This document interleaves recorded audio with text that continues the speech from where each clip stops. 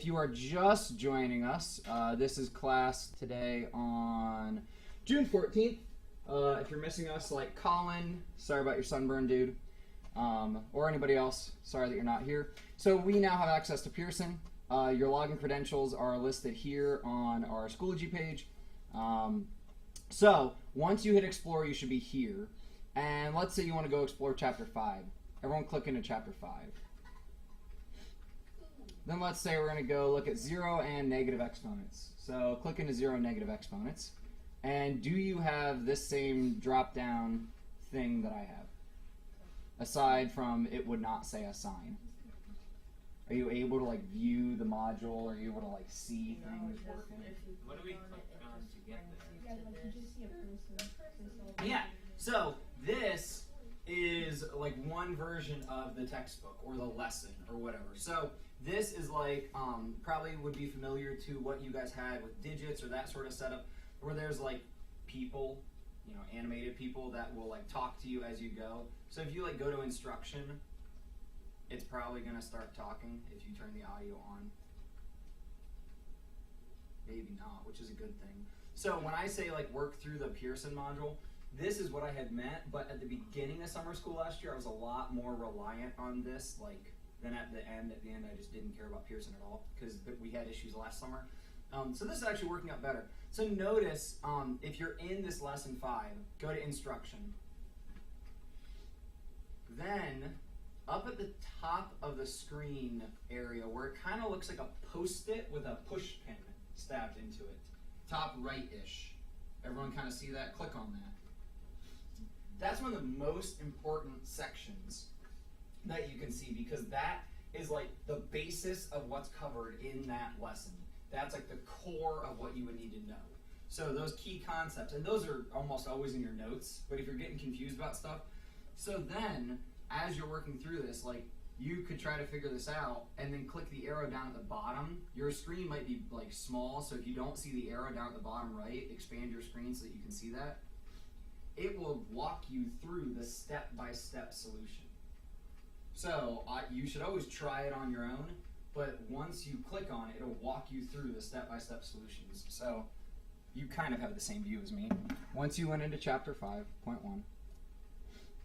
So I'm not going to assign anything. I'm not going to force, hey Caleb, you awake? I'm not going to force you guys to do anything. This is all your learning. You're going to show me whether you met your learning target or not, and that's how we determine if you pass the class. But here in this instruction, walks you through step by step, moves on. So when I talk through the solutions in my videos, especially for chapter 5, I'm normally doing the solution for the got it, I believe. Or sometimes I do all of them, depending on how much I wanted to put into the video. But these are what I work through. And then if you want some extra practice, if you go over here to the practice tab, there's just some extra practice questions that you can give a shot. So sometimes I cover some of the extra practice questions. And if you guys have issues on any of this, say like, hey, I'm having trouble on 5.3, could you do a few of the practice problems? I'll make a video doing the practice problems. Or I mean, we can do it right now in class. I'm just saying, like, other times through the week, send me a message, let me know what you're struggling with. I've got, you know, infinite amounts of problems that I can go to. And if you want to, the self-assessment up here, you guys have the self-assessment, right? Can you see this from your view? So then you can come over here, try this out, and see the answers. So you guys can see the answers too, right? If you click to the next tab. Are you able to see the version with the answers? Yeah. Yes? Sweet. Yeah. And then you could print it. There's a more printer-friendly version, but I do not advise printing these. Other things you can do in here, and I gotta figure out how to get to it from your view. If you go back to home,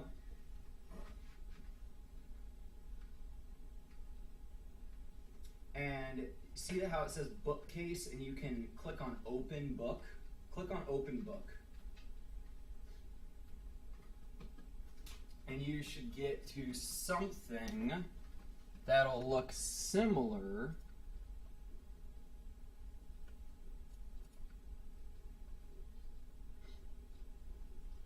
Steampunk fish.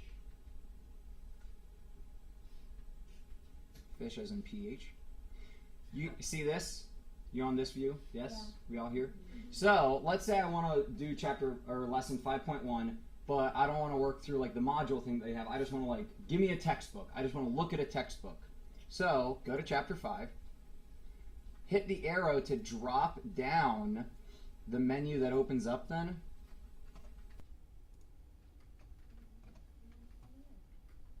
Then I can either go to the get ready or the chapter opener. This goes in order of the book. So the get ready is kind of like, hey, do you know how to do all these things before you start this chapter?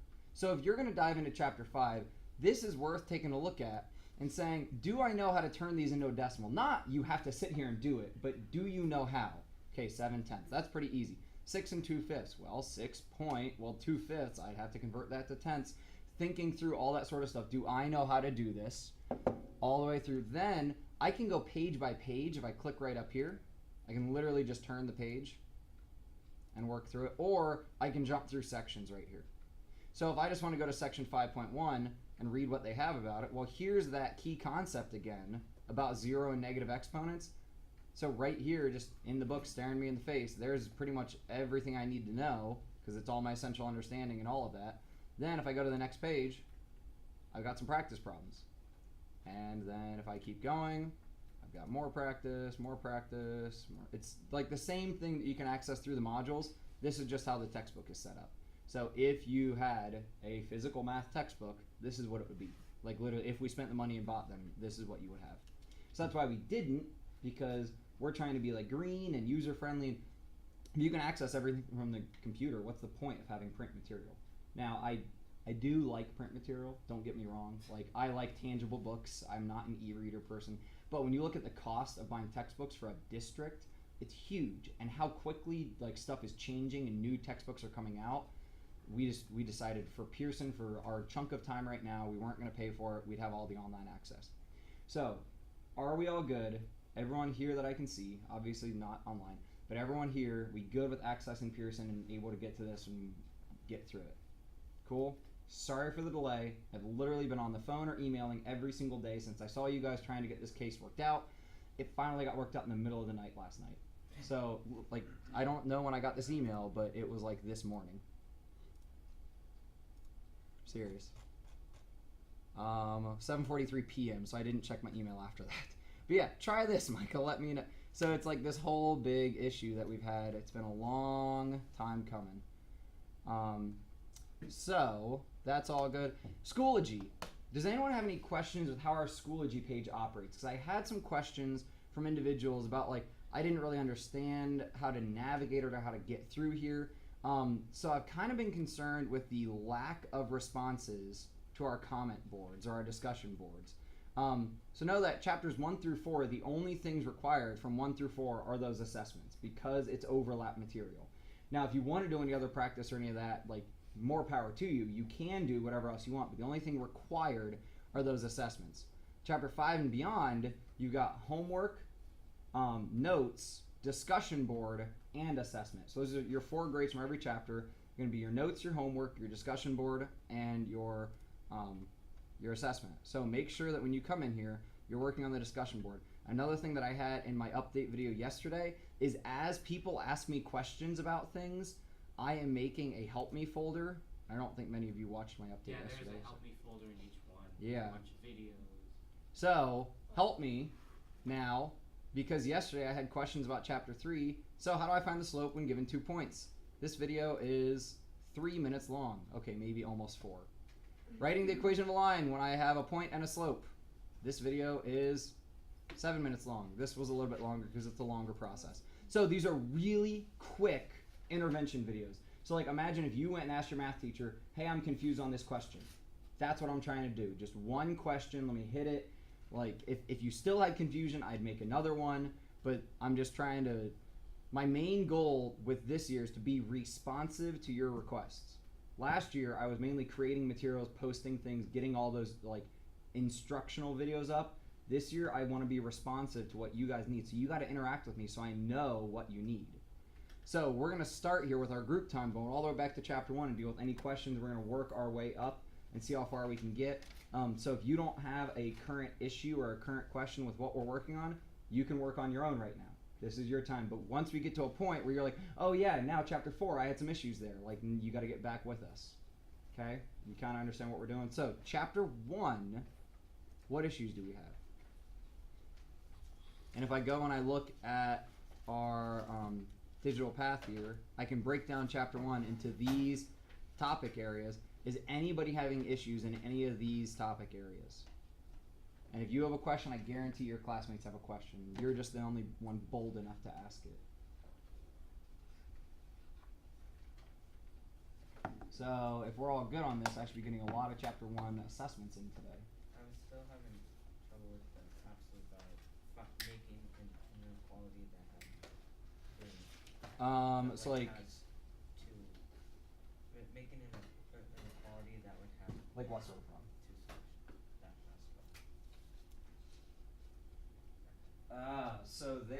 So I'm gonna start kind of further back, basic, with how we make any equation.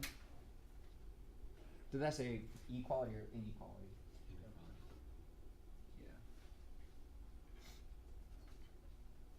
So remember that when we graph an absolute value, what's it gonna look like? It's gonna have two bars on each. It's gonna have a bar on each side. Well, so if I have the graph y equals the absolute value of x, what is that graph going to look like? That's our parent function. So does anyone know what a parent function means? Like why do we call it a parent function? Yeah. I think it is just the values without added stuff. Like it's like x without anything added to it. So the parent function is the beginning of the type of function that hasn't moved or hasn't changed at all. So like the graph y equals x, that's a parent function. The graph y equals x squared, so this is a parent function for linear equations. This is a parent function for parabolic equations. This is a parent function for our absolute value equations. And what our parent function tells me is, what does my graph begin like? What does it look like? Absolute value is always going to look like a V. Because if I plug in an x value, it makes it positive, and then my y value matches. So if I plug in an x value of 4, when I come up to my line, this y value is going to be 4. If I plug in an x value of negative 4, this is still going to be a positive 4 because my absolute value makes it positive. So when we start trying to build equations or inequalities, I can start with my parent function. So let's say y equals absolute value of x because that's my parent function. Or we could say greater or equal. I mean, I can change that symbol with whatever I want, but for now I'm going to keep it easy using equals. What would a greater than make a graph look like? So if this was y is greater than, I'm going to make it greater than or equal since these lines are already solid. If I didn't have the or equal, these lines would have to be dotted. And then my solutions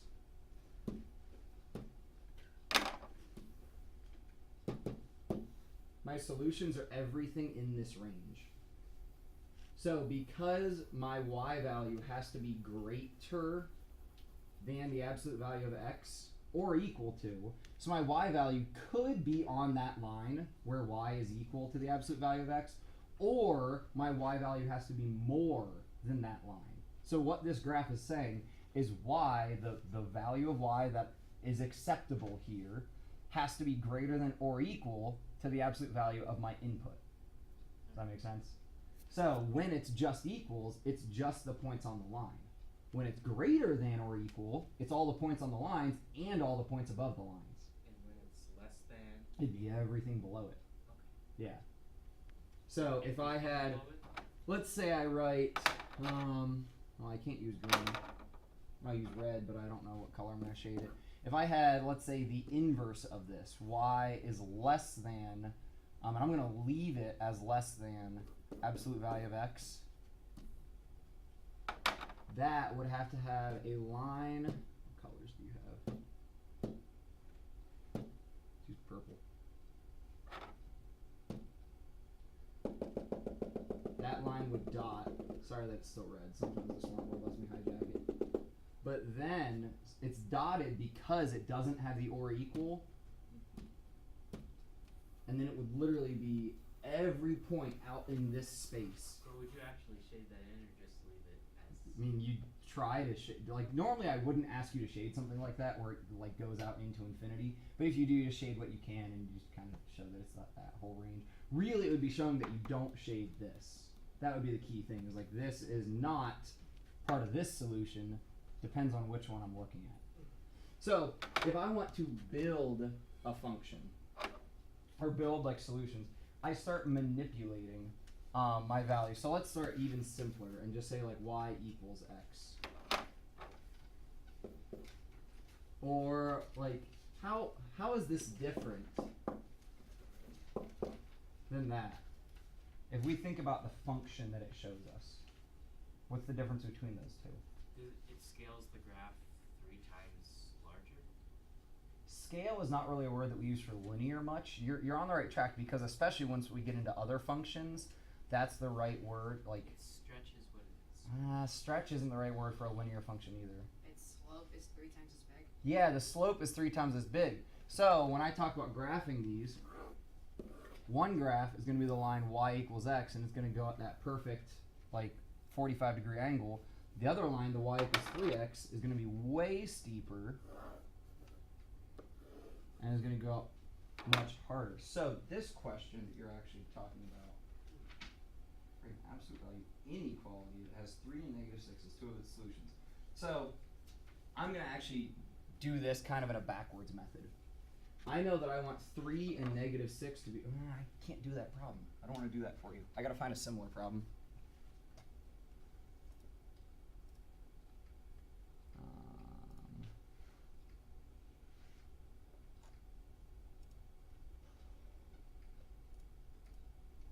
You have the K form of the test, right? Yeah. At the top. So I can find the same thing. Yeah. So, by the way, doing the stuff that I do is not very hard, like the chopping and cutting and everything. If you're ever curious about how to do any of this, just let me know. I'm more than happy to help you guys, because it took me a long time to get where I am with like speed. So to make sure that I'm right.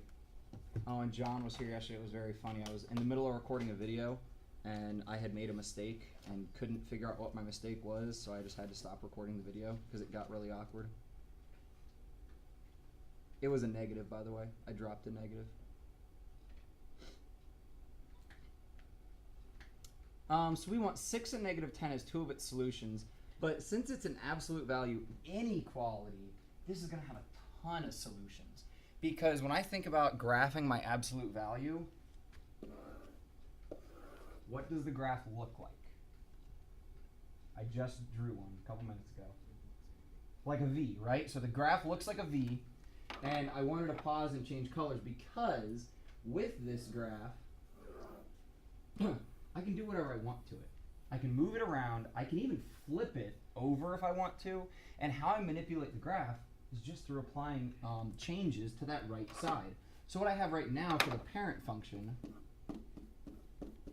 y equals the absolute value, let's say y is greater than or equal to the absolute value of x. So right now, I'm shading everything above this just like we had just shown. Are 6 and negative 10 two of its solutions? Would they be in this range?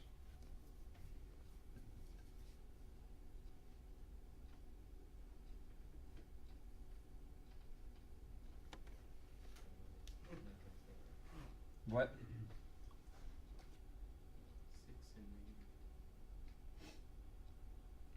2 of its solutions. You mean like?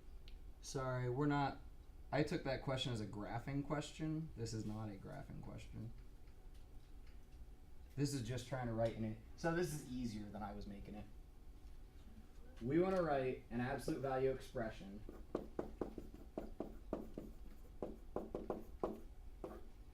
that whatever inequality symbol we use here, the choice is up to you, and then some number where this expression involves x. This is going to be a constant value, and when I plug in the x of Well, in this question, it's asking 6 and negative 10. This has to be true. So I can just think about, well, what's an expression I can plug in there? Let's just start with x. Woo. What number do you want to put over here? Doesn't matter to start. We're just playing with things. +4. Positive 4. So when I plug in 6, what inequality symbol would have to be used there then? Greater than, right? So I can get rid of these. I could still leave the or equal to. Does negative 10 work now though? No. No. Crap. So it works for the 6, doesn't work for the negative 10. I need to change something. So decide what you want to change. What could I change to try to make this work? Well, I could change the constant or I could change the expression. You don't have an idea? Brian? Or you just move the constant to like 7 or something. That way you can just put. So I move the constant to 7. So now if I plug in 6. No, but then you have to put less than. So I have to change this to less than. Wait. So now if I plug in 6, absolute value of 6 is less than 7. If I plug in negative 10, well, but the absolute value of negative 10 becomes That positive. would work because I forgot the absolute value stuff. It so- becomes positive, right? Now wait a minute. I was waiting for somebody to catch this. I had this, right? That'll work. Yeah, I was Because it's the absolute value of 10, and 10 is greater than 4 Not the absolute value of 10. of x plus. You're really, really Of close. negative 10, sorry. Of negative 10. Guys, sometimes I purposely make a mistake to see who's paying attention. And if you catch it before I catch it for you, there's normally a prize I involved. just. So, I didn't. the absolute value of negative 10 becomes positive. So when I plug in 6, is 6 greater than 4? Yes. Yeah. When I plug in negative 10 and take the absolute value, is 10 greater than 4? Yep. So this would work. All you gotta do is set up a parent like equation, not even function now, because functions we're looking at graphing. Set up a parent equation or inequality, play with it till it works. We just randomly chose a number. Because Alex, right? Jake, yeah. No, I gotta review names. No, I know. you were doing pretty well today. I know, well, it's because I haven't used very many names. We chose a random number, and it worked out. All you gotta do is play with it until you see, is it true? Will it be true? And so I should have realized, since they were only talking about domain values, 6 and negative 10, that it wouldn't involve the y, but my brain was in a graphing mode, so sorry that I kind of took it there. But we will end up using this in the graphing way of what can I plug in, but then we talk about domain and range values. So then it would have to say like this point is an acceptable point, but not just a x value. All right, so other questions from chapter 1. Oh, not chapter. I'm gonna stay in chapter 1 until there's no other questions, then move on. Yeah. It's like where like they give you an equation and you have to describe the steps. Like what? Like That.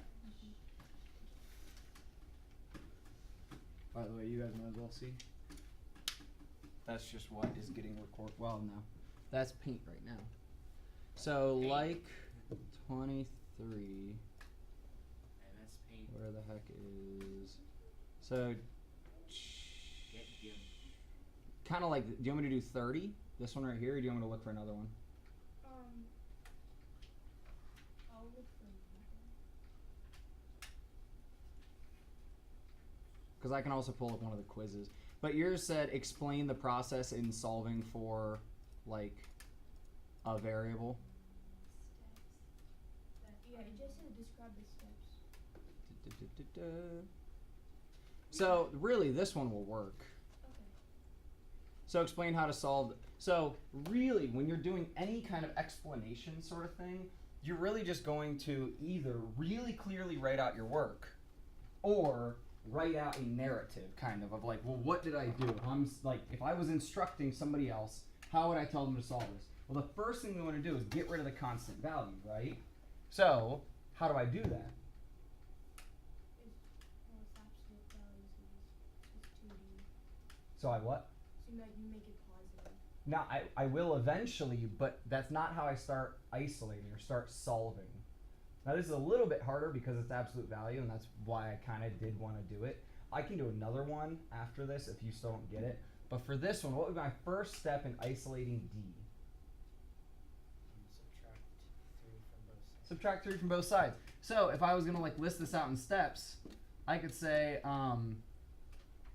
remove or combine constants, actually. If I'm going to be really like generic with what I say, combine constants through arithmetic, which is addition or subtraction.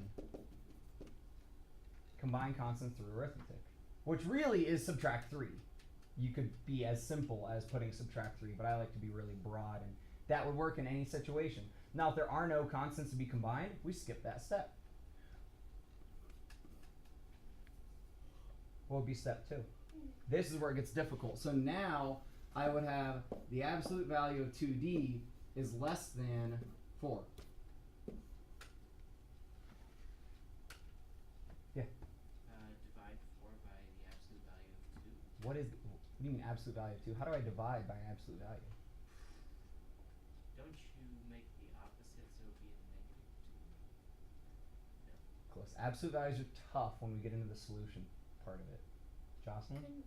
Don't you solve it both ways as if it was positive and negative? There it Oh, is. the positive We negative, solve the it both positive ways negative side. as if it was positive or negative. So how do I split this? How do I look at both ways? Can't you put a positive Megan? and You negative? could make 2 equations. I make two inequalities, but I agree. So I'm actually going to do this so I can have more screen. So I split this into the positive and negative. And guys, if you didn't know what to do, I'd be writing this down if I was you. So what comes out of this always is going to end up positive, but it didn't always start positive. 2D could be a positive value that is less than 4, or it could be a negative value that is less than 4. So we want to set up both options. Since it's the absolute value, it could have started as a positive or a negative. So then I solve through division on both sides. D is less than 2. Or slash and. D, this would flip around, is greater than negative 2. Why does it flip around? When I divide by the negative. So thank you for that question. Anytime I have an inequality that I'm solving and I do multiplication or division by a negative value on both sides, because I'm working with an opposite value, it makes the inequality the opposite of what it was. Because it's essentially saying divide by the opposite of 2. But because I'm working with an opposite, it flips my inequality. And there's a big long proof process that we can show why that has to happen, but that's just the rule, is when you multiply or divide by an opposite, it flips it. It does the same thing in an equation, but you don't notice it, because an equal sign flipped is still an equal sign. So this, instead of being or slash, is it or is it and? Do these areas, are they one area or are they two separate shaded areas? Think about D being less than 2, greater than negative 2. Couldn't that be all the same? It's all one area, so this would then be and. Because if I go to shade this and graph it, I would have my number line. I would have negative 2. If D is greater than negative 2, open circle, shade to the right. I have my positive 2. D is less than positive 2, open circle, shade to the left. My areas meet each other, so they stop. So it's one shaded region. That's why I use and. If they are separated regions, we can use or. And since these are a conjoined region, I can write one double inequality. Always write it left to right. So we say negative 2 is less than D is less than 2. Because my range of D, negative 2 is less than my range of solutions. but my range of solutions is less than 2. So I can write one double inequality since it's one region together. But if this was 2 separate regions, I'd just have to leave them as 2 separate inequalities. That makes sense? Yeah. What would be 2 separate regions? So if this was, let's say for a moment that this had solved to be D is less than -2 and D is greater than 2, then that would be this region out that direction and this region out this direction. I can't combine those into one double inequality because when I try to do that, it creates a lie. If I combine these, -2, then I flip the whole thing around, is greater than D, and D is greater than 2. This is, what? -2 is greater than D, but yet D is greater than 2? That doesn't make sense. So, yeah, this is a lie. Can't happen. Can't write it together. You just leave it as 2 separate inequalities. I'm going to get rid of that so that's not confusing. Ooh, don't do that. Alright, so, do you want me to do another with the whole explain the steps in solving? Because I can just make up a problem. Okay. Let me see that one. Because I'll model a problem based off that. So this is similar to question 23. So I'm just going to slop down some other numbers. And this is probably not going to work out nicely.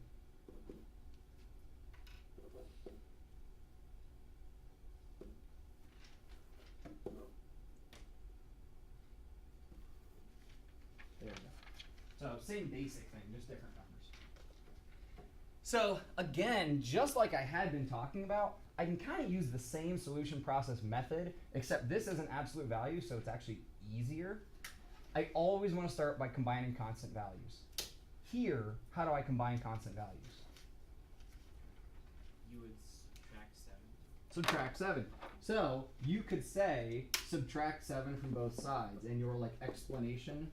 And a lot of times I would just do it and then write it off to the side. Or I, because I like to be more general, Subtract. would write combine constants. Yeah, because that's really what we're doing. We're always starting with combining constants. So then I rewrite my original equation, and obviously there's no work, or not original equation, but I rewrite my equation what it is now. There's nothing to be written about what we're doing. I mean, you could rewrite the equation simplified or something like that. Now what do? I need to work towards isolating that f. Yeah. You multiply both sides by 5. Multiply both sides by 5 because there's a division of 5 happening. So I can kind of think of this as undo the division, but really it's the whole process working towards isolating f. So we undo division or we multiply by 5 on both sides. Sorry, I'm picky about my colors.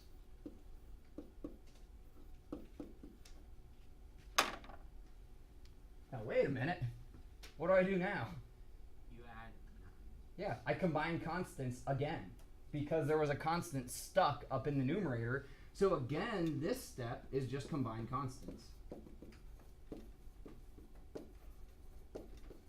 Because we always want to combine constants to isolate variables. Add 9. Add 9. This worked out better than I thought it would actually. F equals 45. That worked out really nice because I like multiples of 11. They're just pretty and they're fun to work with. Multiples of 11. Does that make sense, not Chaitan? Yeah. Sweet. Anything else? Chapter 1 issues. Well, if we turned in a test last session. I didn't even Oh. I didn't even realize that. So I've been working so hard on making videos and stuff. I can try to get them graded today while you're here because I can grade pretty fast. Yeah. Just like Mr. Hall. Oh my gosh, it seems like that's Well, what he with does. math, it's right or wrong. But if it's wrong, I probably want to talk to you about it. But if it's all right, then that's easy. That's really fast grading. Megan? Okay, this is in general kind of like Okay. on the homework checker like thing on the. Yeah. You know what I'm talking about? Okay. The The answer answer sheet key? for the homework. Yeah. Some of the answers were like, or I was working on 6, and for some of the line plot answers, they were wrong. And Really? that's possible? I mean, it is possible. There are typos sometimes, or things that people didn't catch. I looked it up. Like, I was like, what is the interquartile range for these problems? And it was my answer, not the one. I need to take attendance really quick, but then let's look at those. But yeah, so trust that you know what you're doing. If you're really confident on your answer, don't say I got it wrong because it doesn't line up with the answer key. That would be a great time to shoot me a message. Say like, hey, my answer, because then I can send it to Pearson. Say, hey, your answer's wrong. Not that they can change anything because it's like in the textbook sort of already, but it lets them at least know that their people aren't doing their job because they have people who get paid to do that stuff.